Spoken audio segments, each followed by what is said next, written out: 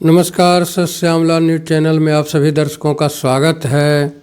आज हम सामाजिक समरसता को लेकर चर्चा करेंगे। सामाजिक समरसता आज के पहले कैसा था, आज वर्तमान में कैसा है। लोग पहले कई काम करने वाले अलग अलग जाति के लोग एक मोहल्ले में, एक गांव में किस तरह से बिना डर भय के रहते थे पहले, और आज किस तरह से रहते हैं, इस पर चर्चा करने के लिए हमारे साथ हैं अक्षय कुमार जी। सर, आपको हमारे चैनल में एक बार फिर से स्वागत है।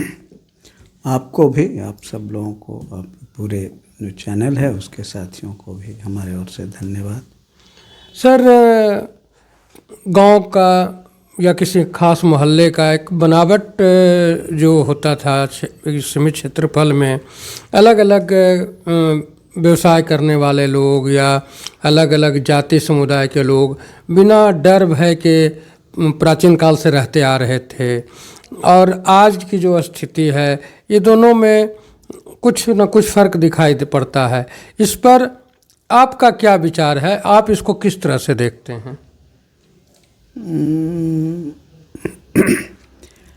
हमारी अपनी जो समझ है, हम लोगों को अपनी समझ व्यक्तिगत, तो जो समाज में रहते हैं, काम करते हैं, और उससे काम करते हुए जो अनुभव है, और वह अनुभव जब हम काम करने की बात करते हैं तो काम चाहे वह शैक्षिक मसले को लेकर हो, लोगों की सुरक्षा की बात हो, लोगों की गरिमा, इज्जत, प्रतिष्ठा, सम्मान की बात हो, ये किसी भी संदर्भ में, आप लोगों के चिकित्सा की ही बात ले लीजिए, खेतीबाड़ी की बात ले लीजिए, किसी भी संदर्भ को जब हम लोग देखते हैं, देखते रहे हैं, एक लंबा जीवन का जो अनुभव है काम करने का, उससे जब हम देखते हैं तो पहली बात तो यह है कि हम अब खास करके आज के दिनों में जब हम समानता, सद्भाव, बराबरी,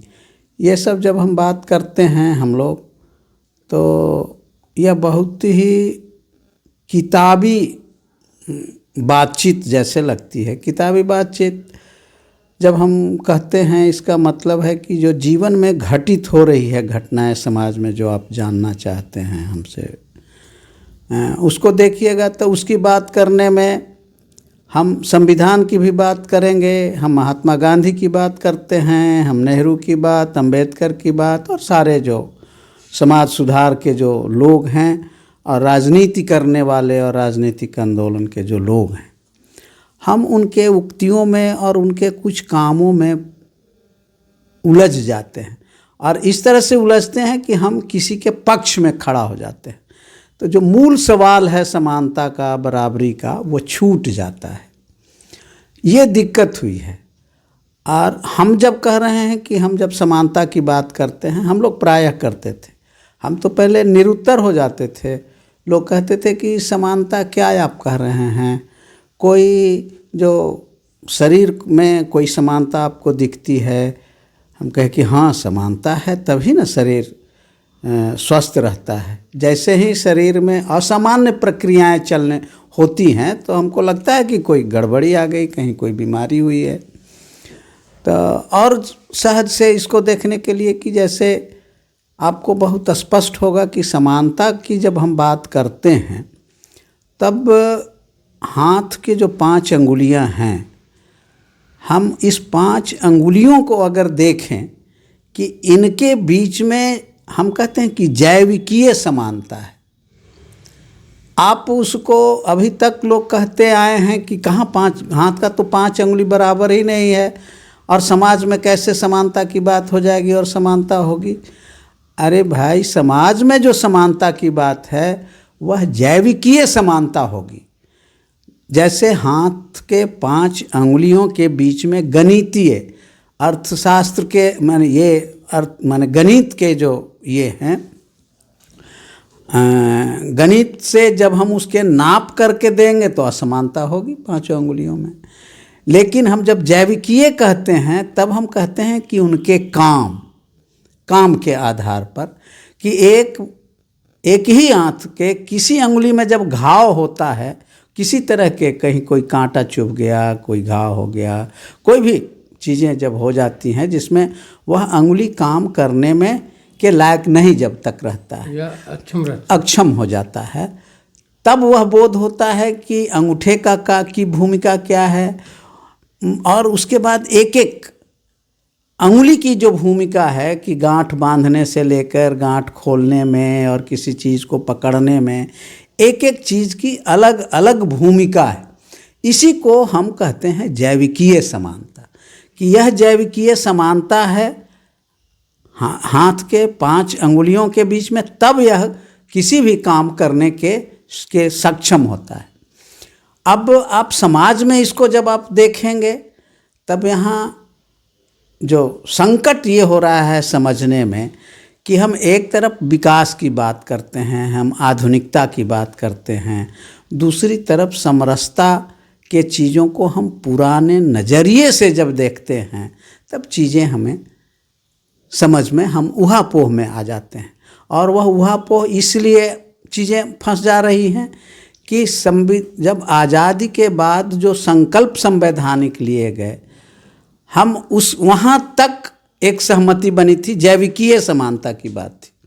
संविधान की जब हम बात करते हैं, संविधान के बचाने की बात, लोकतंत्र की रक्षा की बात जब भी हम करते हैं, तब आज़ादी के आंदोलन के अनुभव के आधार पर जो संविधान की रचना हुई थी, और उस रचना में जैविकीय समानता की जो बात हुई थी, वह बातें 80 आते आते पूरी तरह से छूट गई। और जब छूट गई, और उसके बाद आप देखिएगा कि 80 तक तो चीज़ें हुई, और जो 80 तक चीज़ें हुई तो इस देश के हर एक तबके में, चाहे वह दलित हो, अब दलित को आप दलित, महादलित कहिए, पिछड़ों को अति पिछड़ा, पिछड़ा कहिए, आदिवासी, सवर्णों के बीच में विभिन्न जो जातियां हैं, ये सब चीज़ों को अलग अलग करने के बाद भी, वो अलग करने की भी राजनीति भी शुरू हो गई थी आज़ादी के बाद, सत्ता में काबिज होने और बने रहने के सवाल को लेकर के। लेकिन 80 के दशक तक जैविकीय विकास की अवधारणा काम कर रही थी, चूँकि संवैधानिक संकल्प के साथ हमको कुछ हया शर्म था की बात थी राजनीति में। वह जो राजनीति में जब संवैधानिक जो संकल्प थे, उसका प्रभाव धीरे धीरे घटने लगा, और राजनीति में सत्ता का महत्व बढ़ गया। और सत्ता का महत्व इसलिए जब बढ़ा तो सरकार की भूमिका आ गई, और सरकार को हम सत्ता का पर काबिज होने का माध्यम बना लिए। लेकिन इन सब के बावजूद आप देखेंगे कि कोई भी ऐसी जाति नहीं है जहाँ जिनके बीच में विकास की योजनाओं का लाभ नहीं पहुँचा है। और इसलिए हर एक जाति के, आज जब हम विधायिका में देखेंगे तो उसके प्रतिनिधि मिलते हैं, कार्यपालिका में लोग मिलते हैं, किसी भी विधायिका, कार्यपालिका और न्यायपालिका, उनके बीच में अनुपातिक अंतर है। और ये सवाल अब उठते हैं, लेकिन जो सवाल उठ रहे हैं वह किसको मदद वो कर रही है? जो छूट गया वो छूटते जा रहा है।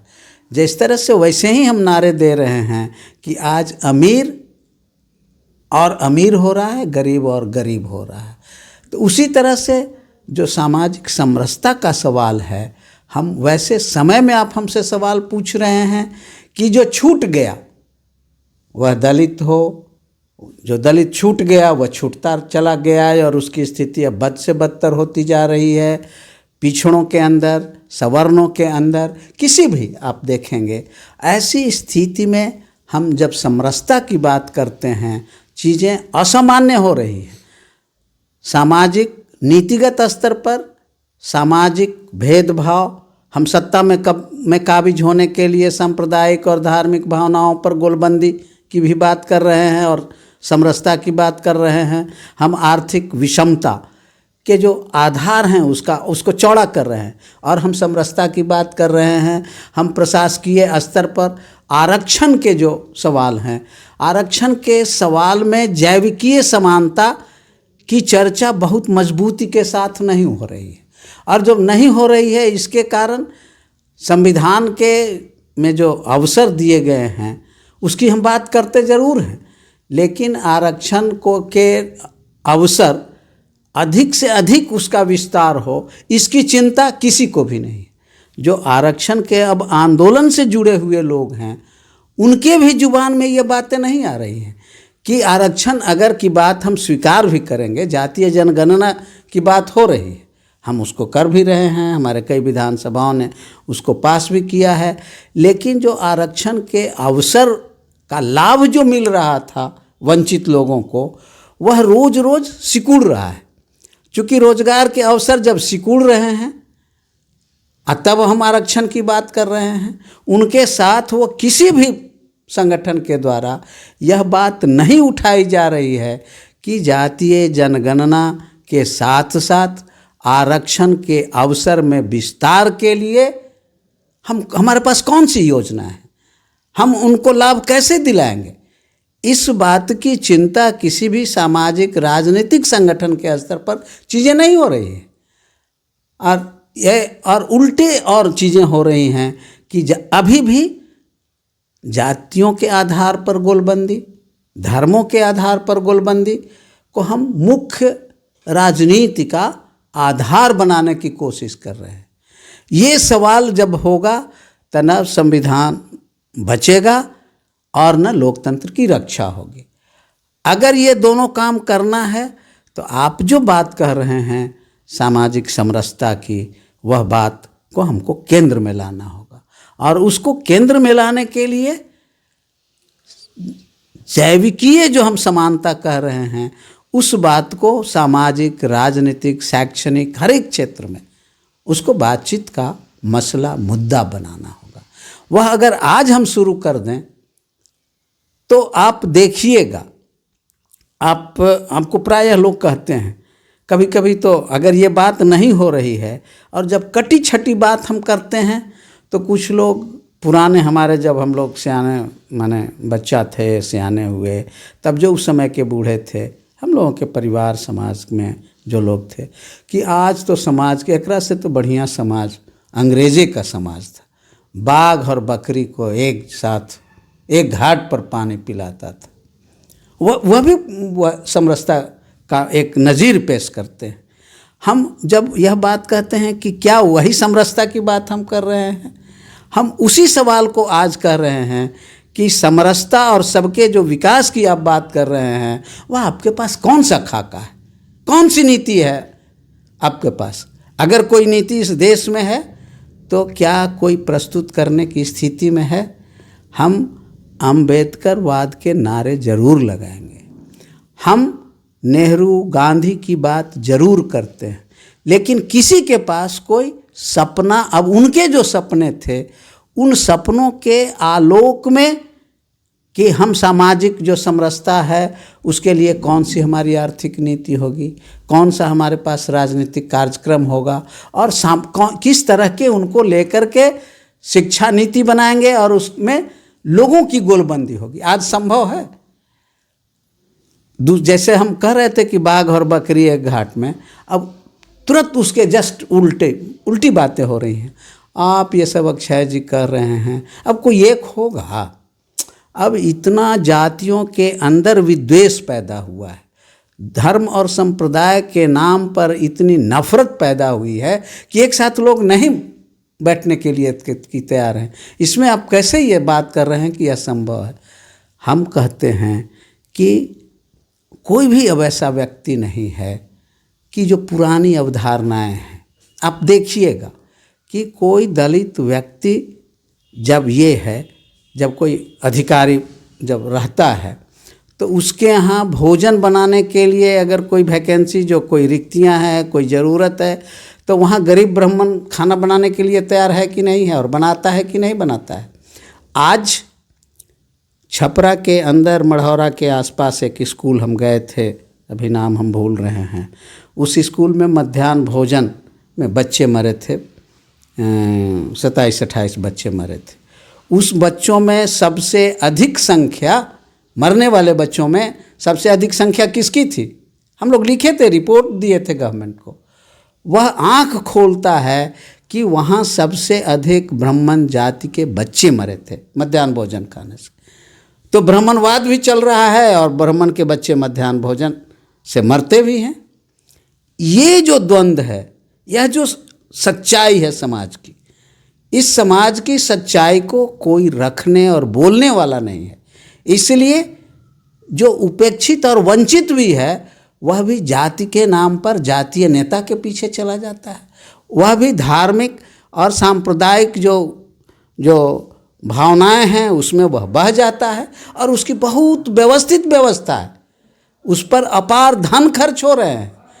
यह बात कि हमारे लिए बच्चों के लिए विद्यालय, हमारे इलाज के लिए कोई तर्क संगत युक्ति संगत स्वास्थ्य उपकेंद्र की स्थापना हो न, और जैसे ही वो होगा तो उनके लिए रोज़गार भी होगा। रोज़गार होगा तो आप जब भी वो अवसर है जहाँ की आरक्षण के लाभ उनको मिलेगा। और वह तो अब 75 साल बाद, इतने दुखद बात है कि हम 75 साल बाद ये कर रहे हैं।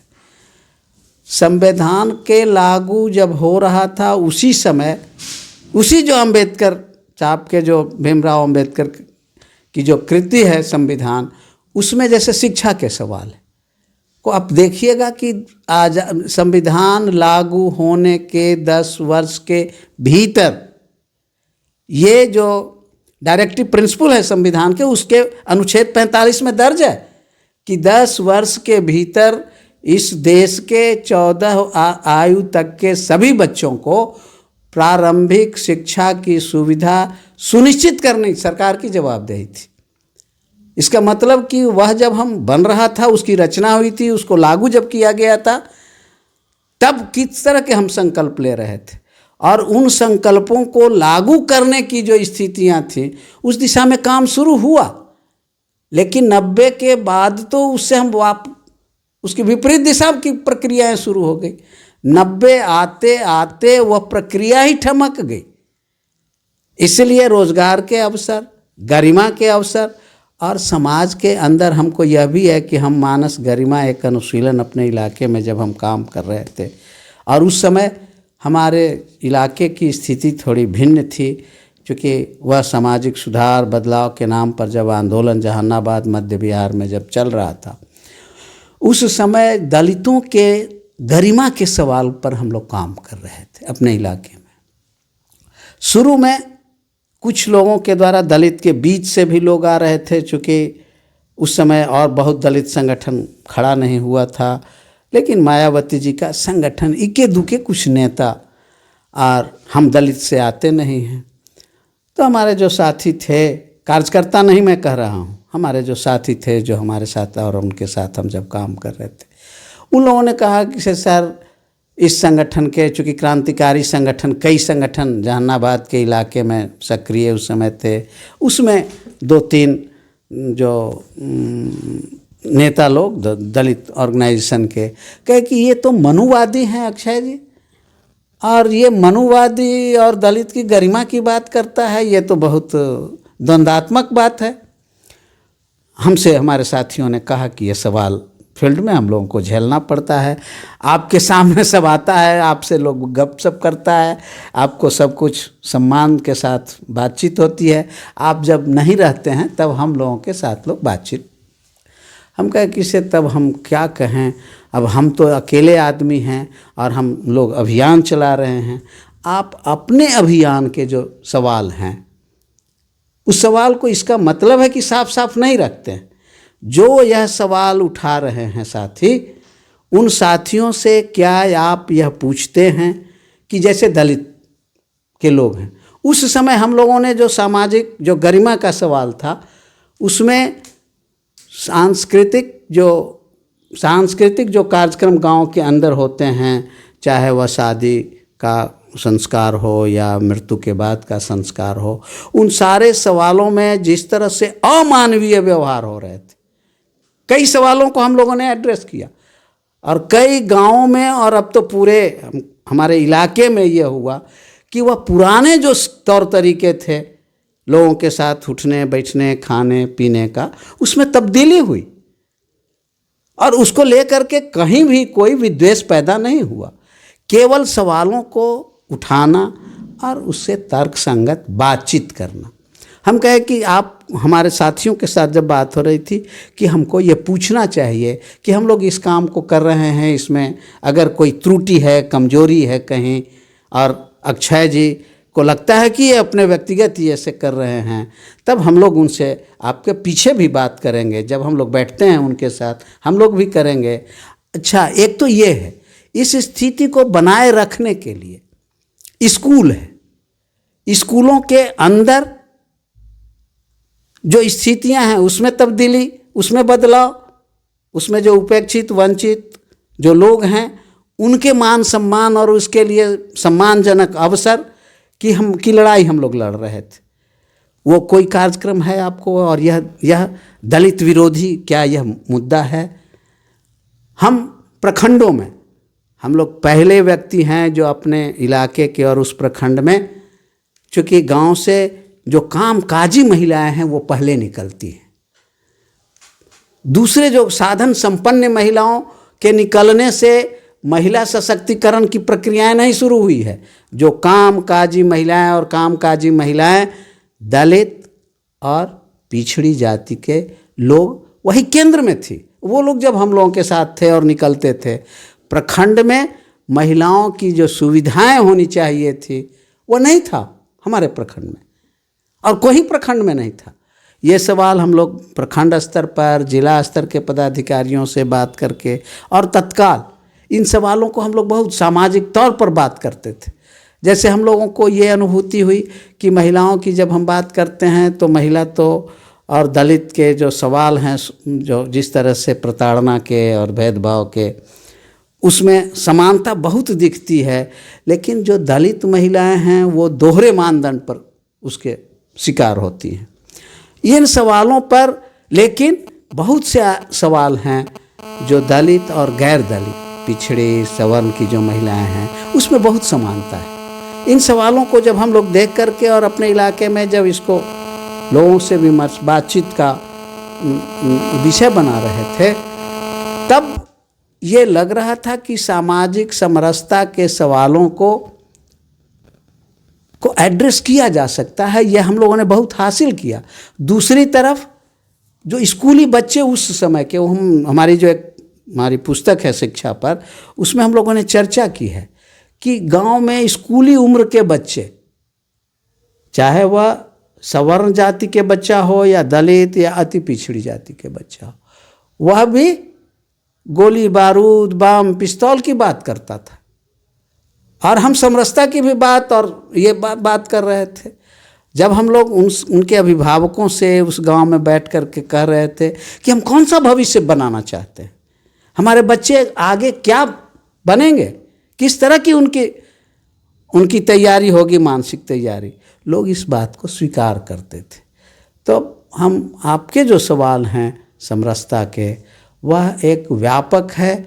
लगता है आज कि यह असंभव लोगों ने बनाया है, यह मानवकृत है, और सामाजिक राजनीतिक संगठनों के द्वारा जो अलग अलग सवालों को एड्रेस करके और अलग अलग जो आंदोलन के नाम पर छद्म आंदोलन जो चलाए जाते हैं, वह आज यहाँ पहुँचाया है। और इसके कारण जो संभव चीज़ें हैं, अब चूँकि आप अगर समरसता नहीं की बात नहीं होगी तो हम कोई प्रशासकीय इकाई, कोई शिक्षक से संबंधित संगठन, किसी तरह से स्वास्थ्य का संगठन, संरचना, सरकारी, गैर सरकारी, निजी संस्थाएं अब एग्जिस्ट ही नहीं करेगी, नहीं चल सकती है। इसलिए आज की अब ज़रूरत हो गई है। उस ज़रूरत को पूरा करने के लिए जो सोचने समझने, चीज़ों को देखने के जो तौर तरीके हैं, उसमें समरसता की जब हम बात करें तो जैविकीय समरसता की बात हमको करनी चाहिए। हमको ये लगता है कि और यह संभव है, जो नहीं कर रहे हैं। गांव में सर पहले खेती करने वाले किसान, खेतिहर मजदूर, पशु पालने के लिए जो पशुपालक लोग थे, और भी कई काम को करने वाले अलग अलग, जैसे लोहा का काम करने वाला, सोना का काम करने वाला, सभी लोग आपस में एक दूसरे के अनुपूरक थे। जैसे माली जो था, या फिर आपको कुम्हार जो था मिट्टी का बर्तन बनाने वाला, या फिर नाई जो था बाल काटने के लिए या और भी कामों के लिए, वो सभी लोग किसान के साथ मिल कर के एक दूसरे के अनुपूरक थे। एक दूसरे के बिना अधूरे थे लोग। किसी भी किसान के यहाँ अगर शुभ कार्य हो या अशुभ कार्य हो, जैसे मरगी है या शादी विवाह है, उन कामों में उन सभी जाति जो छोटे छोटे, जिनको आज छोटी जातियाँ कहते हैं लोग, उन समुदायों का भी एक अपना योगदान हुआ करता था। उस योगदान के वजह से लोग एक दूसरे के समरस में थे। आज वह समरसता घटी है, इसका मुख्य वजह क्या है? बहुत ही आप पुनः फिर जो हम एक पुराना आप जब कर रहे हैं उसी से जुड़ी हुई पुरानी जो एक मिथ है, एक मिथ हम कहते हैं, एक भ्रम बनाया गया, और उस भ्रामक ये को कि बाघ और बकरी एक साथ घाट पर पानी पीना, जो समरसता थी और जो मूल्य उसके और मान्यताएं हैं, वह एक खास सामाजिक, आर्थिक, राजनीतिक वह दौर था जहाँ की खेती के जमीन की मालिकाना हक और उस पर काम करने के जो अधिकार थे।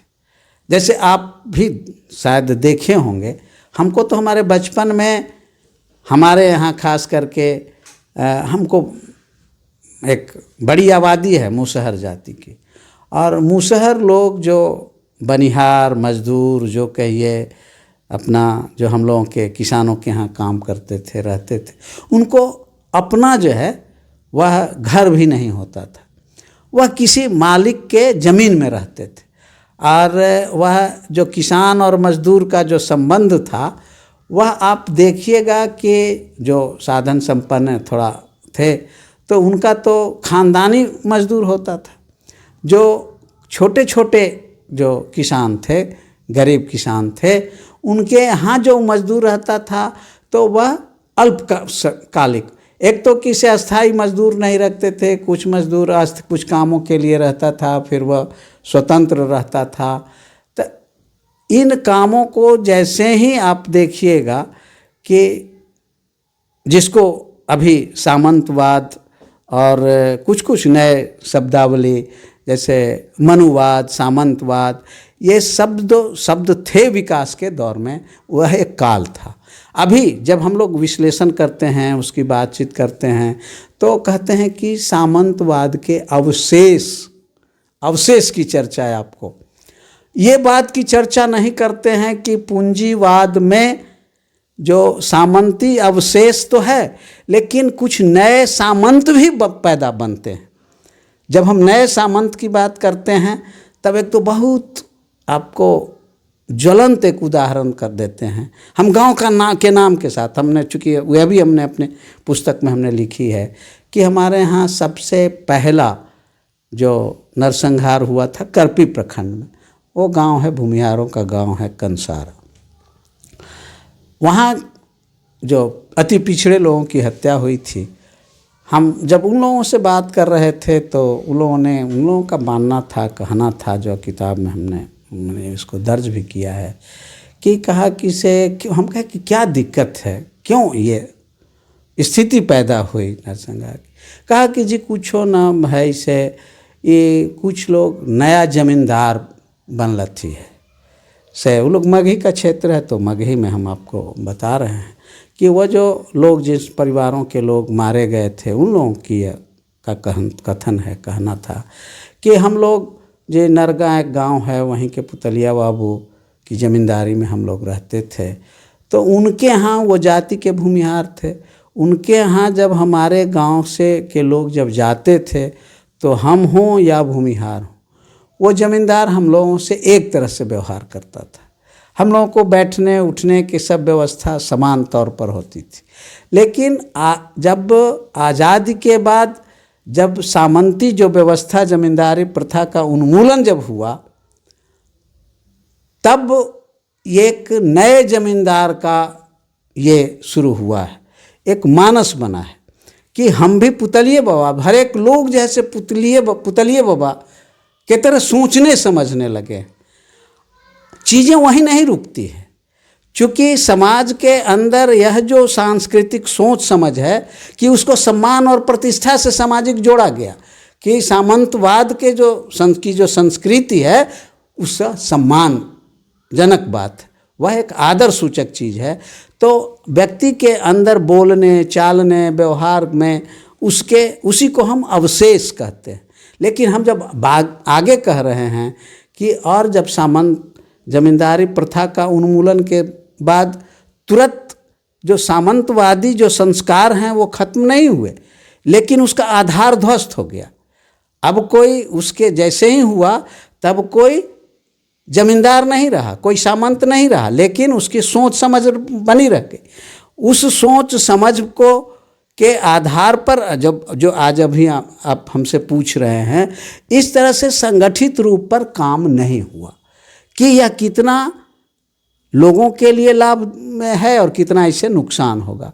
गांव के अंदर वह नुकसान इतना हुआ कि नरसंहार हुआ और पूरा गांव करीब 15 से 20 वर्षों तक वहाँ लोग रहते नहीं थे, खेती का काम ठप हो गया, लोगों की स्थिति आर्थिक स्थिति बहुत ख़राब हो गई।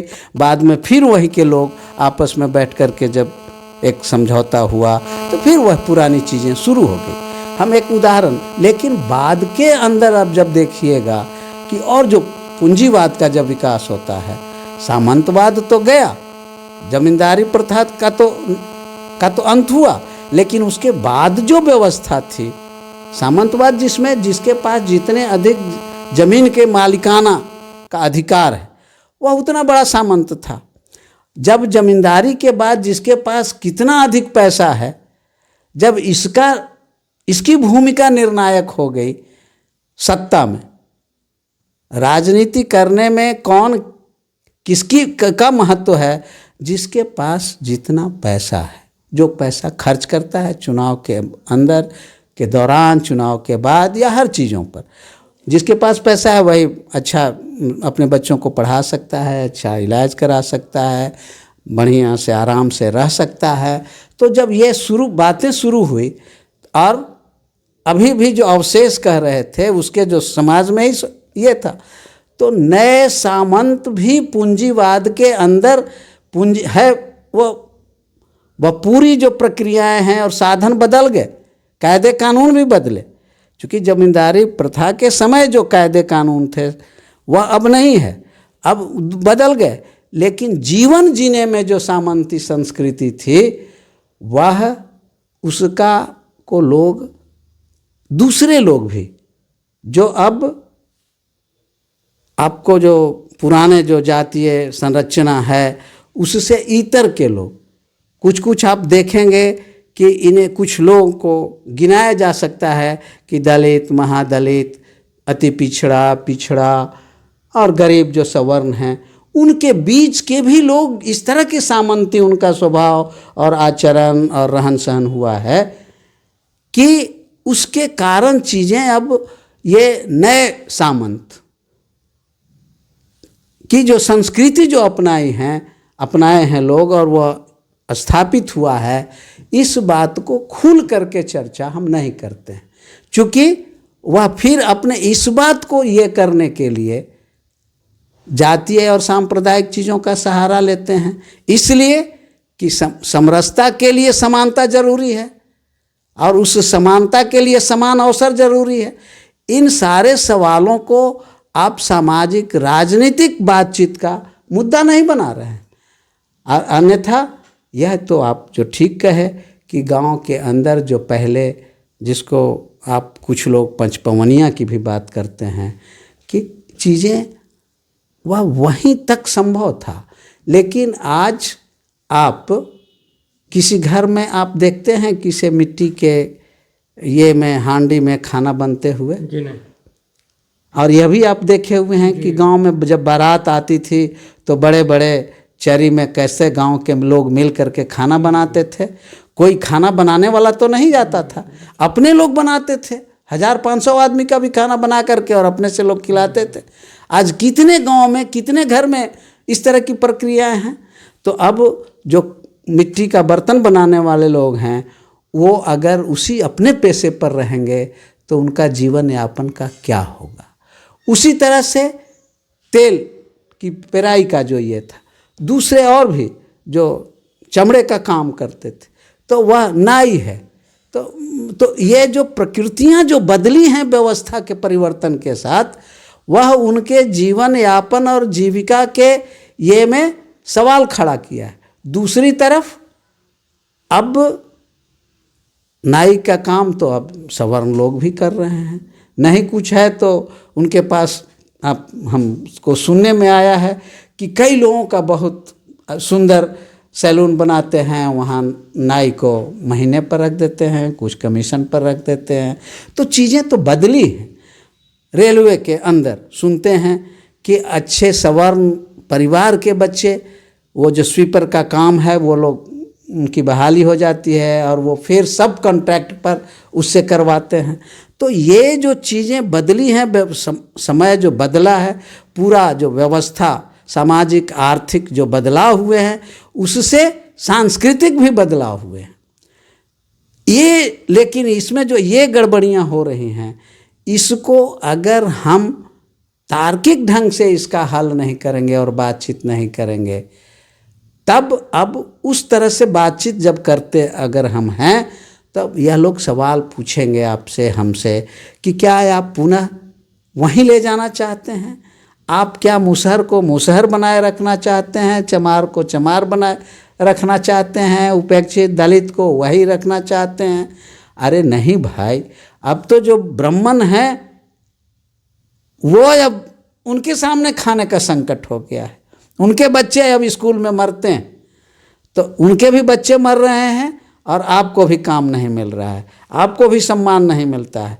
इसलिए सारे लोगों को बैठ कर के समरसता के सवाल को नए ढंग पर देखने और समझने की ज़रूरत है।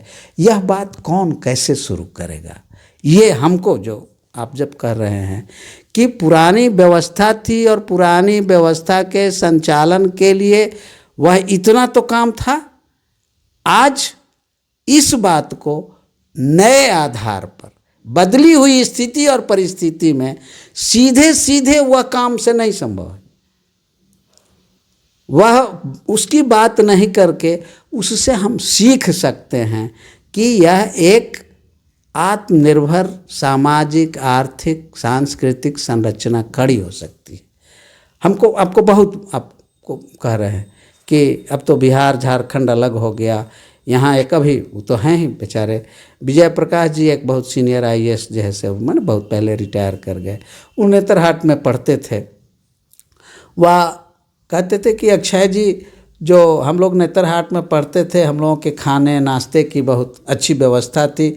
हमारे यहाँ के जो बच्चे हॉकी क्रिकेट सब चीज़ जो खेलते थे, तो लोकल जो आदिवासी जो टीम के बच्चे थे उनके साथ हम लोगों की प्रतियोगिता होती थी, और वह हर मैच में आदिवासी बच्चा नेतरहाट के बच्चों को हरा करके सामने हिप हिप फुरे करते निकल जाता था। और अब देखिए कि हमारे पास ट्रेंड हॉकी का जो टीम है बच्चों का, नेतरहाट के क्रिकेट का जो टीम है उसके ट्रेनर हैं, उसके सारे साजो सामान है, और आदिवासी जो बच्चे थे उनके पास न बैट है, उसको ट्रेनर की बात तो छोड़ दीजिए, सामग्री भी नहीं है, और वह आता था और नेतरहाट के बच्चों को हरा करके ही पे पूरे करते चला जाता था। तो क्षमताएं और योग्यताएं जो नैसर्गिक है वह वहाँ भी है।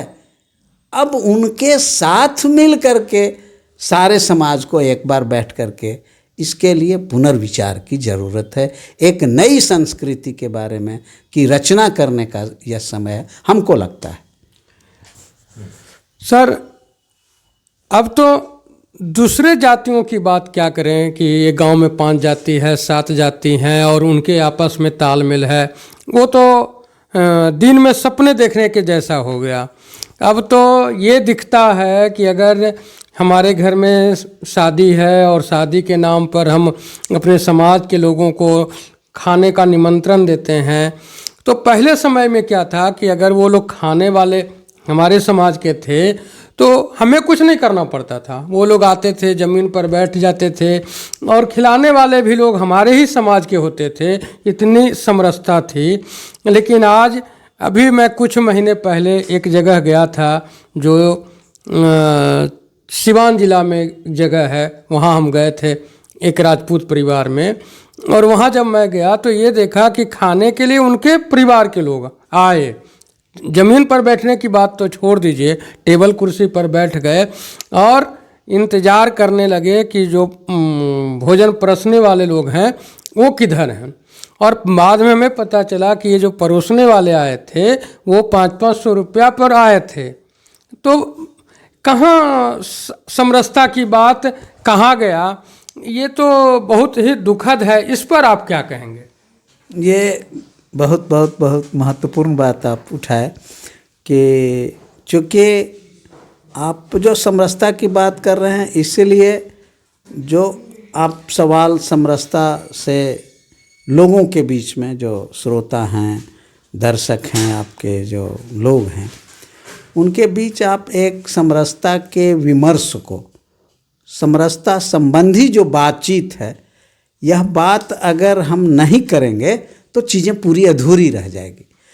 हम जब जितनी बात कह रहे थे कि वह तो एक दायरे में, अब तो समरसता उस स्तर तक छिन्न हो गया है या छिन्न भिन्न हो गया है, या वह संकटग्रस्त हो गया है कि एक ही जाति के और एक परिवार के अंदर, एक टोले के लोग, एक जो कहते हैं मोहल्ले, गांव के अंदर मोहल्ले के, सरकारी मोहल्ले में तो अब उस तरह की चीज़ें नहीं हैं, शहरी मोहल्ले में नहीं है, लेकिन गांव के अंदर अभी जो पट्टीवाद, एक ख़ानदान के लोग जो रहते हैं एक जगह समूह के अंदर, जो अब शहरी लोग समझेंगे भी नहीं कि ये क्या कह रहे हैं, लेकिन गांव में अभी भी हैं। तो वहाँ भी अब ये सब चीज़ों का संकट पैदा हुआ है। और यह संकट क्यों पैदा हुआ, कैसे पैदा हो गया? एकाएक तो नहीं पैदा हुआ है। और यह जब चीज़ें आप जिसकी चर्चा कर रहे हैं, हम जब उस पर, हमारे आपके जैसे कुछ लोग जब बात करते हैं, तब यह कहते हैं कि आज का जो बच्चा है ना, सब बहुत बिगड़ गया। हम लोग कैसे करते थे? हम लोग जब बच्चे थे, नौजवान थे, तब हम लोग बैठते थे, और कोई अगर कहीं कमी आ गई, कोई मैन पावर, कोई आदमी का अभाव हो गया किसी चीज़ को परोसने में, तो हम लोग खुद खड़ा हो जाते थे और उसको चला करके और फिर खाने के लिए भी बैठ जाते थे। अब क्या हो गया समाज को, ये सब ही हम चर्चा करते हैं। लेकिन यह क्यों हुआ, कैसे हो गया? क्या यह एकाएक कोई आदेश दिया है क्या कि ऐसे बच्चे नहीं कोई चलाएगा? यह भी नहीं हुआ है। जो 500 रुपया लेता है और जो आता है, आप तो एक बात छोड़ दिए कि हम धार्मिक नज़रिए से छुआछूत की बात भी, भावना भी रखते हैं, लेकिन यह खाते समय यह नहीं पूछते हैं कि जो परोसने वाला है वह किस जाति का व्यक्ति है, वह सभी ब्राह्मण हैं या वैसे लोग भी हैं जो बाहर में, हम जब उनके बारे में छुआछूत की भावना रखते हैं और विचार रखते हैं। चीज़ें तो अब वहाँ चली गई कि खाना बनाने परोसने में कौन व्यक्ति है, इसकी भी हम परवाह अब नहीं करते हैं। लेकिन इसके बाद भी हम सामाजिक भेदभाव और जो जातीय विद्वेष है वो पालते हैं। यह बात, उसके लिए हम और आप दोषी नहीं हैं। वह लगातार, एक तो किसे आप उसको, जब हमसे आप ये सवाल पूछ रहे हैं, तो इस स्थिति को बनाए रखने में आप लोगों की, संचार के जो माध्यम के जो लोग हैं, उनकी तो इतनी ज़बरदस्त भूमिका है कि आप किसी भी संचार माध्यम का एक दिन का, सबका, जितने लोग यूट्यूब पर काम करने वाले हैं, नेशनल मीडिया के लोग हैं, स्टेट मीडिया के लोग हैं, इनके 24 घंटे का एक ये समीक्षा कर लिया जाए, या एक सप्ताह का, कि इनके जो प्रसारण के जो प्रसंग और विषय रहे हैं वो किस तरह के रहे हैं। तो इन चीज़ों को, आधी अधूरी जो बातें हैं, आधी अधूरी बात को परोसने में इनकी भूमिका है। ये माहौल बनाते हैं, और ये चीज़ों को आधार कौन देता है? हमारे जैसे जो सामाजिक काम करने वाले लोग हैं, राजनीति, जो सत्ता की राजनीति करने, किसी भी दल का व्यक्ति हो, वो राजनीति करने वाले लोग हैं। और इन लोगों के साथ वह लोग कभी भी, हम जो नौजवान हैं, जो नई पीढ़ी के लोग हैं, उनके साथ ये समरसता के जो अभ्यास हैं, जो चीज़ें जो हमारी ऐतिहासिक पृष्ठभूमि में रही है, हम 500 रुपया जो देते हैं, वह 500 रुपया जो जिसके यहाँ भोज है, वह कहाँ से दिया है, उसके पास वह हैसियत है कि नहीं है। लेकिन चूंकि उसको संस्कारगत शादी ब्याह मरने जीने में जब भी उसको करना पड़ता है, तब वह बात की चिंता कभी कोई करता है कि वह जो खाना बनाने वाला है, परोसने वाला है, उस पर जो उसका खर्च हुआ है, वह उसकी हैसियत है कि नहीं है। लेकिन उसकी व्यवस्था और लाचारी इतनी है कि वह अपना खेत बेचकर, किसी से कर्जा लेकर के उसको तो करना ही है। क्योंकि नहीं करने पर आप दूसरे तरह से कटघरे में खड़ा करते हैं, और उसके भी जो बहुत सारे मित्र हैं, उसको हिम्मत नहीं है सामना करने का, और कोई समूह नहीं है जो इन बातों को सामाजिक विमर्श का विषय बनाता है। इसलिए यह चीज़ें सब, जो शुरू में आपका जो सवाल था, वहाँ से समरसता के सवाल, और यहाँ आते आते यह जो हम अभी आपके कुछ देर पहले आपका जब हम कंक्लूड कर रहे थे, तो यही हम पुनः कहेंगे कि यह स्थिति अब हमको एक तरह से नए आधार पर सोचने के लिए यह विवश कर रहा है। विवश ही नहीं कर रहा है, यह अब जरूरी है। अगर हम पुनः जो आम जन है, कुछ जो श्रेष्ठ लोग हैं, सक्षम लोग हैं, उनकी बात छोड़ दिया जाए, चाहे वह दलित हों, आदिवासी हों, अति पिछड़ा हों, गरीब सवर्ण हों, या मध्यम तबके के जो लोग हैं, एक बार सबको बैठ करके, चूँकि यह केवल वह आप जो राजपूत जाति के बारे में कह रहे थे, भूमिहार जाति के बीच में भी यही हाल है, दूसरे ब्राह्मणों के बीच में भी यही हाल है, और दूसरे भी और जो अन्य जातियां हैं, सबके अंदर यह स्थिति पैदा हो गई है, यह बन गई है। हाँ, इस बात को आधुनिकता के नाम पर इसका खिल्ली और मजाक भी उड़ाया जा रहा है। इसलिए आपकी जो चिंता है और जो सवाल हमसे पूछ रहे हैं, यह सवाल आधुनिकता के नाम पर कुछ और पढ़े लिखे लोग हैं जो ये सब अब समय बदल न गया, अब तो हम जो हैं, हमारा बेटा और हमारा जो बेटा है, उसका बच्चा, वो उसके पूरे तौर तरीके बदल गए हैं, इसलिए पुरानी बात अब नहीं चलेगी। अब लोगों का पूरा संस्कार बदला है। हम जब पूछते हैं कि अच्छा, उसको संस्कार तो बदल गए हैं, संस्कृतियां बदली हैं, लेकिन कुछ मौलिक सवाल हैं। मौलिक सवाल है कि खाना सबको चाहिए, समुचित इलाज चाहिए, पढ़ाई तार्किक चाहिए, उसको रोज़गार चाहिए, उसको सम्मान और गरिमा प्रतिष्ठा सबको चाहिए। ये सारे जो सवाल हैं, और ये सब चीज़ का क्षरण हो रहा है, छीना जा रहा है, उससे बाहर किए जा रहे हैं हमारे नौजवान। तो इन नौजवानों के साथ क्या हम बातचीत करेंगे कि, और हमारे पास यही साधन है, इस जो हमारे पास जो उपलब्ध साधन है, हमको कर्ज भी नहीं लेना है, क्योंकि कर्ज लेते लेते देश का कर्ज और क्या हुआ, राज्य का कर्ज, कितने कर्जा में हम चले गए। हम पूंजी निवेश आप लोग का जो प्रचार करते हैं, कर्जा ले करके जावत जीवेत सुखम जीवेत घृतम क्या ऋणम कृत्वा घृतम पिबेत की जो को हम भौतिकवादी जो दर्शन में जब कहते हैं, तो ये इस तरह से अब मजाक जीवन के साथ और समाज के साथ हमको बंद करना होगा। हमको बताना होगा सामूहिक तौर पर कि हमारे पास यही साधन है, और अब इसी साधन में हम एक बेहतर जीवन जी सकते हैं। और कैसे जी सकते हैं कि जैसे पुरानी जब आप बात कह रहे थे, उस समय धान के पैदावार का क्या दर था, गेहूं के पैदावार, गेहूं तो उपजता भी नहीं था सब जगह। कुछ खास जगहों में के किसान गेहूं उपजाते थे, खास जगह में के लोग धान उपजाते थे, और सब जगहों पर लोग चावल भी खा रहे थे, रोटी भी भी लोगों को बीमार, जब हमेशा तो नहीं, दोनों शाम नहीं खाते थे। हम लोगों को याद है कि जो धान के इलाके के लोग थे वो दोनों शाम भात खाते थे, लेकिन जब कोई बीमार पड़ता था तब तो बाजार से तो उनके यहाँ रोटी उपलब्ध, माने आटा तो रहता था। तो ये इस तरह की जो व्यवस्था थी पुराने ज़माने में, अगर ये नहीं था कि उनके पास पर्याप्त पैसे थे, लेकिन एक समझदारी जो थी, आपसी परस्पर सहकार और सहयोग की जो समझदारी थी, आज फिर एक बार जो जैसी स्थिति में है वह बैठ करके अगर हम एक सहकार की बात करेंगे तब, और जब तक वह नहीं करेंगे तब अब हमको परेशान होने से और हमारे बीच में विद्वेष, नफरत, घृणा, ये नारा नहीं है। यह नारा से इसका समाधान अब नहीं होना है, हो गया जितना होना था। एक तबका है जो राज्य सत्ता की जो राजनीति करता है, वह चाह रहा है कि इसको नारा बना करके ही हम समाधान की बात करें, और वो जितना समाधान का रास्ता खोजता है उतने हम कर्जा में फंसते जा रहे हैं।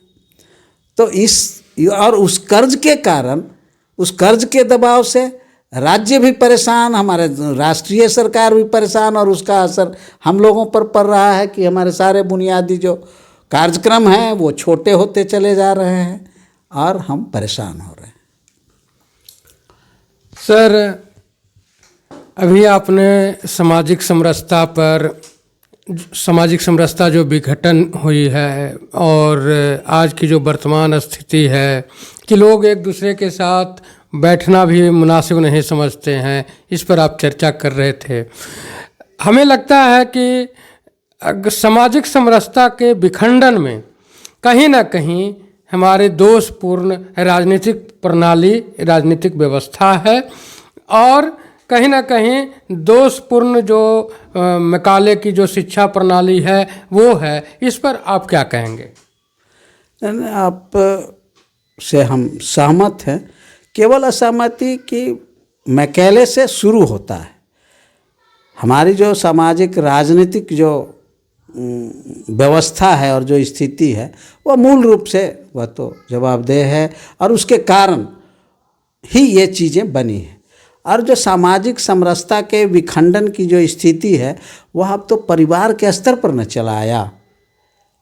वह अब, और इसलिए चिंता की बात है कि अब कोई ऐसा परिवार नहीं है जिसके बच्चों और माता पिता, अब तो चिंता हो रही है और लोग सिनेमा बना रहे हैं, लोग गाने बना रहे हैं और तरह तरह से इसकी व्याख्या कर रहे हैं, और जहाँ कहीं कोई थोड़ा भी संवेदनशील है तो वह इन चीज़ों को फिर से उसको रिवाइव, माने पुनर्जीवित करने की कोशिश शुरू हुई है।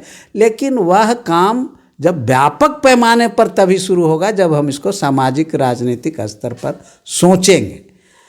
मैकाले की जो पद्धति है वो, अगर उसे असहमति इतनी ही है कि हम उसको मैकाले कह करके हम बाद के जो चीज़ें हुई हैं शिक्षा में, मैकाले तो चला गया, लेकिन मैकाले की जो शिक्षा नीति और जो व्यवस्था थी वह तो आज नहीं है, वह तो आज पूरी तरह से बदल गई। अब तो आपकी भारतीय शिक्षा नीति है और उसकी व्यवस्था है। भारतीय शिक्षा नीति को मैं इन बातों की चिंता के लिए अवसर भी नहीं है, गुंजाइश छोड़ दीजिए। कोई भी जो शिक्षा पर काम करने वाले लोग हैं उनके पास आप थोड़ा सा उनको कभी कभी खोज करके उनसे यह सवाल कीजिए कि आपकी जो शिक्षा नीति है, आपकी जो शिक्षा की व्यवस्था है, यहाँ जो बच्चे पढ़ते हैं, पढ़ लिख करके बाहर आते हैं, वो अपने परिवार जो सबसे छोटी इकाई है, अब परिवार भी तो छोटे हो गए। हम लोगों के तरह कि 3 भाई 5 भाई हम लोग साथ थे, हमारे पिताजी हमारे चाचा साथ थे, वो तो छोड़ दीजिए। अब तो अपना जो उनका फैमिली है, न्यूक्लियर फैमिली अब वो बोलते हैं, तो उनका जो न्यूक्लियर फैमिली है उसमें बाप कहीं, माँ कहीं, बेटा कहीं, बहू कहीं, और इसमें जब बीमार पड़ते हैं, जब कुछ घटनाएं घटती हैं, तब उनकी स्थिति को आप देखिए। सबसे छोड़ दीजिए, पटने शहर के अंदर बहुत फलना बाबू ढेकना बाबू अधिकारी हैं, बड़े आदमी हैं, जब वो मरते हैं, हम मरते हैं, मरने के बाद उनके यहाँ कभी गए हैं कि उनको किस तरह से लाश निकाला जाता है और कहाँ रहते हैं और कितने लोग पहुँचते हैं? और जब वो पहुंचते हैं तब उनके साथ क्या होता है, ये सब तो रोज जीवन में घट रहा है, शहरों के अंदर, गाँव के अंदर। तो और यह सब पढ़े लिखे लोग हैं, वह गांव का अनपढ़ किसान मजदूर नहीं है। शहरों के अंदर, चाहे वह पटने जैसा शहर हो या दिल्ली, मद्रास, कलकत्ता, बॉम्बे के तरह मेट्रोपॉलिटन सिटीज, उन जगहों की और दुर्दशा है। अब तो मरने के बाद अब वो भी तो कॉन्ट्रैक्ट पर सुनते हैं कि हो गया, कि अब तो ठीका पर रोने वाला भी आ जाता है, ठीका पर लाश को बांध करके घाट पर ले जाने का सब काम वो ठीका पर ले लेता है। और वह सब बताता है कि किस विधि से पूजा करेंगे सर, कि माने किस ड्रेस में आवें सर, किस तरह का फूल लेते आवेंगे सर, ये सब माने वो करता है। तो अब तो चीज़ें एक तरफ वहाँ पहुँच गई है। आप सामाजिक समरसता में मैकेले की और सामाजिक राजनीतिक बात कर रहे हैं, और जो नौजवान लड़के हैं उनके लिए वो अवसर भी जॉब का हो गया है। आपके बहुत सारे जो बुद्धिजीवी हैं, विद्वान साथी, वो कहेंगे अब अक्षय जी, अरे वो भी तो जॉब ना, प्लेसमेंट ना उसमें होता है। हम पूछते हैं कि से अच्छा ये जो आता है ये सब गाड़ी उड़ी ले करके, सुनते हैं कि एक तरह के गाड़ी से आएगा, एक तरह से कुर्ता। अभी एक दिन हम एक बड़े आदमी का हमारे मोहल्ले में आगे, वो जो राजेंद्र नगर में देखे कि एक ही तरह का बहुत आदमी कुर्ता पैजामा पहने हुए है। तो हमको, चूँकि पहले एक आदमी हमारे संबंधी थे, वो दिल्ली में मर गए थे, उनका बेटा थोड़ा माने वही आधुनिक ये है IT का, तो उनके भाई हमको बताया, हम उनसे पूछ रहे थे कैसे हुआ वहाँ, तो आप जी ना से वो जो था ना उनका, मैंने लड़के के बारे में वो फ़ोन किया ना तो सब आ गया ना। वो तो हम ही लोगों को, जिनकी मृत्यु हुई थी, उनके बड़े भाई की मैं बात कह रहा हूँ, कि वो हमको बताए कि ये वो जो सब आया ना, तो वो सब तो बिस्लरी पानी का बोतल लिए हुए था, और वही हमको चुप करा रहा था। कहा कि सर पी लीजिए सर, इस तरह से जब दुख में रहते हैं तो अब तो आप खाना परोसने वाला कर रहे हैं। अब तो ये जब इस तरह के चुप कराने वाले का भी अब ठीका हो गया। तो जब चुप कराने वाला और रोने वाला भी जब ठीका पर होगा, तब समरसता किनके लिए, किनके बीच में, किस लिए, उसका क्या उपयोगिता रह गई है? उपयोगिता तो है, बिना समरसता के आपके पास सारे साधन हो जाएंगे, हमारे बच्चे कहाँ जाएंगे? जाएंगे तो सुरक्षित स्कूल पहुँचेगा कि नहीं, स्कूल से सुरक्षित वापस आएगा कि नहीं।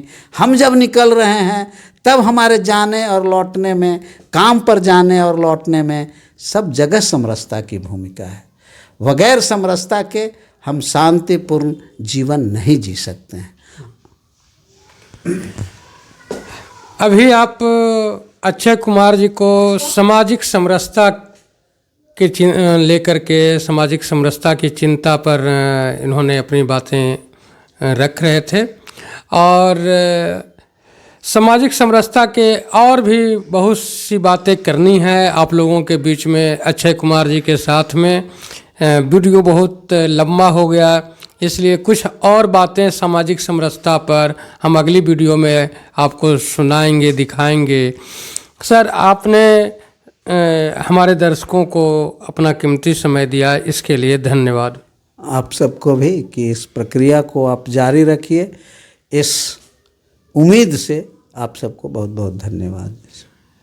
सत्य श्यामला न्यूज़ चैनल के सभी दर्शकों से आग्रह है कि आप सभी वीडियो को पूरे अंत तक देखें, जिसमें कि कुछ ज्ञान की भी बात है। हमारे वीडियो में केवल राजनीतिक बातें नहीं होती हैं, और आप जो लोग नए दर्शक हैं उनसे आग्रह है कि सत्य श्यामला न्यूज़ चैनल को सब्सक्राइब करें, शेयर करें, और वीडियो कैसा लगा, इसके मुद्दे कैसे लगे, इस पर भी आप कमेंट करें। धन्यवाद।